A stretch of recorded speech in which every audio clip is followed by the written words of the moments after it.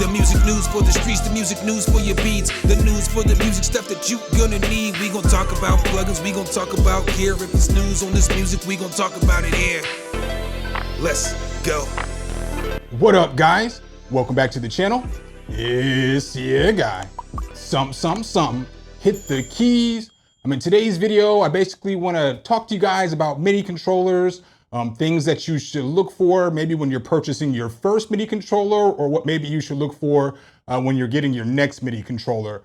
So what I want to kind of do is go through little things that I think about.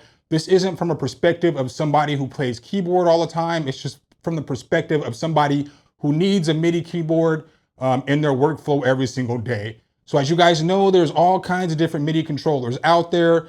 Today, we're only gonna go over keyboards. I'm gonna talk about different tiers, and I'm gonna talk about different things that you should think about when you do get a MIDI controller. So what is a MIDI controller? Just briefly, a MIDI controller is gonna be a keyboard or something like this, or this in the background that you're gonna use to either control the sound in your computer, or you can use it to control sound in other gear. So like, let's say you have a synthesizer like this right here that has these, no keys really, but you have to play keys to play. Then you can hook it up through a MIDI connection in the back, and that will allow you to use that synthesizer. Or you can use it with many different synthesizers and pieces of gear. So you can daisy rig multiple synths together, and then you can use one MIDI controller to control 3 different synths. So it's pretty solid, pretty fire.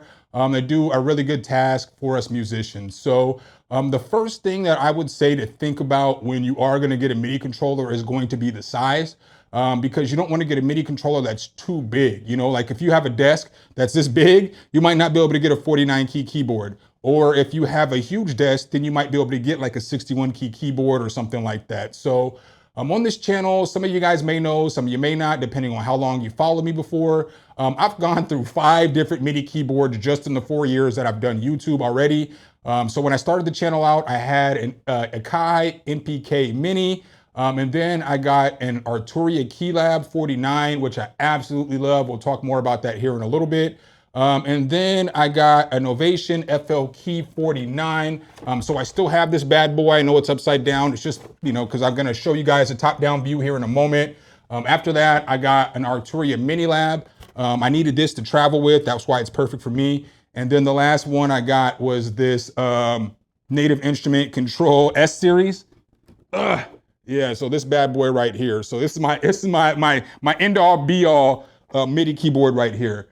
So when you're thinking about the size and everything like that, it's very important to think forward is what I would say, because if you are a keyboard player and 25 keys isn't going to be enough, sometimes you can just wait a little bit. And the reason I say that is because a keyboard like this is going to be $109, right? But a keyboard like this is going to be $199. So if you can save the extra $100 and just get the keyboard that you're going to use permanently, in my personal opinion, I feel like that's the best thing to do. So you also want to think about portability when you're thinking about size, because if you're going to be on the go, if you're going to be taking your studio to travel, or if you're just in a traveling studio, I've seen stuff where people are recording in their cars, or they're just going over to their buddy's house and stuff like that. Well, a 61 key keyboard isn't going to be ideal for you to be able to throw in your backpack and take to somebody else's house and make music. So that's partly why I have this keyboard right here. So I know I'm putting them upside down. I'm sorry, maybe I should flip how I have them here on the desk. But something like this is great for me because I like to sit on the couch and mess with music. So I sit on the couch right over here, and that's where I normally get all my ideas for my videos. And I need to have a little keyboard that I can have out on the couch and that I can play. So for me, this is great for that. Or like when I go out of town, I could take this with me, and it's no extra footprint on anything that I'm taking with me. You know what I'm saying? So portability is also something that you want to think about. Like I was saying earlier, you want to think about your skill level. So if you're just starting out and you're not sure if you're going to do music or something like that, then maybe this might be the keyboard for you. Because I don't suggest investing a whole bunch into music until you've been doing music for like a year at least, No insult, no slight to anybody watching the videos, but so many people quit music after 6 months, after 3 months, after 2 months, after just a couple of months. So just make sure that this is something that you're going to do before you make a big investment. And I feel like 100 is cool. But once you start investing $200, $300, $400 into MIDI controllers or interfaces or mics or stuff like that, that's kind of when you're more serious. I will say this though, if you're just starting out, but like let's say you're a keyboard player or something like that, you've been playing piano your whole life, you're probably going to want to invest in a 49 key, because I just don't think that this 25 key keyboard is gonna cut it. It didn't for me when I had my MPK Mini. So I know I'm not even a keyboard player. The only person I see who always uses these small keyboards on stream and be killing it is Tatro. But it's his style, it's his avenue, it's what he does and everything like that. So you know, that's some things to think about. Another thing that's very important to think about is the build quality. So as you're getting into different keyboards and different sizes of keyboards and all that other stuff, you need to worry about durability. And so the more you spin, the more durable these boards are gonna be. So as we see here with this board right here, so as we're looking at the Mini Lab 3 right here, it's built well, it's in good, you know, it's pretty good. You know what I'm saying? The pads feel all right. You know what I'm saying? They're kind of mushy, but they feel all right. The encoders, you know what I'm saying? They give a little bit of tension, which is cool. The knobs are easy flowing. They don't feel cheap. You know, you got little different slider controls and stuff like that. That's cool. But then when you start stepping up to the next board, so then as we see the FL keyboard right here, now this board right here is built like real well. So it's even built better than this board is right here. The sliders feel better. The encoders feel really good. The pads feel better on this one than they do on this one. But again, we're talking about an up, you know, a little more quality on the board. And then when we get to the Native Instrument board, it just feels absolutely amazing. Like everything about this board is fire. So then when we take a look at this board right here, you'll notice this board is really premium because it has these aluminum encoders right here, very nice. Another aluminum switch right here. Sorry guys, I'm not gonna turn on all the boards. I've done reviews on these though. They're on the channel, you can check it out. This is just kind of a brief overview on what to look for when you're getting these MIDI keyboards. But it has this beautiful screen and all these link right on up with Native Instruments stuff. It's super solid. The key bed on this is just amazing. It just feels great. I mean, really, you can't beat it. Just a very, very solid board, but we're looking at different prices in all these, and we'll get into that here in just a second. All right, so with build quality, the next piece with that, I would definitely say to think about the key bed and whatever keyboard it is that you're using. Because with the different price range, the key bed may feel different on each one of these boards. So on all three of these boards, though, the key bed does feel good. So I'm just gonna put the Mini Lab right here for a second, no insult to this S61. But when you're touching these, just the key bed feel on this keyboard compared to this keyboard is like night and day. So it's gonna be much better on this FL Key 49, but then when you come down to this S61, you can tell why this is a premium board by just touching the buttons, the way that they give. They just feel so good when you push them down. It's just little things like that are things that you should think about with the board too, especially if you've had boards in the past. Because if you've had boards in the past, it's hard to get a really good key bed and then go backwards into a bad key bed. So that's just something that I would think about as well. Another thing to think about is, does it have pads? So if pads are important to you, you need to make sure the keyboard has pads. One thing that I've noticed over time though, is I don't use pads. I know I don't speak for everybody, but I would have never got a keyboard that didn't have pads until I got this S61 controller. And when they announced this, I even knocked them for that. I was like, y'all don't even got pads on your keyboard. But then something I had to realize is, I don't even use pads. You know what I'm saying? So like, it's not even that really a big of a difference. And everything that this board allows me to do makes up for it not having pads and all that other stuff. And so with that, you want to think about each individual board separately. Each board's going to have different functionality. Depending on what DAW it is that you use, each board might be different for you. So I use FL Studio, right?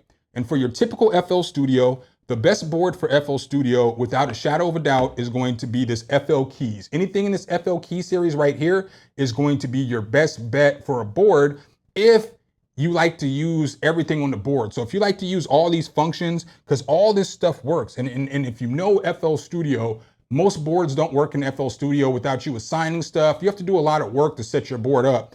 When you get this board right here, it is plug and play, everything works. So you know what I'm saying? The quantize works, the metronome works, the undo works, the redo works, all this stuff works. You know, you can easily sync all this stuff. It's all synced up and ready to go with the mixer. You can go through your channel rack. You can use this as your sequencer, so you can sequence everything on this, your hi-hats, your drums, all that good stuff. You got all these pots up here and stuff too. You got chord mode, you got note repeat, all this stuff. You got scale mode. You got all this stuff in the board that works in FL Studio effortlessly. And no other board out there works as effortlessly in FL Studio as this one. So that's just something to think about.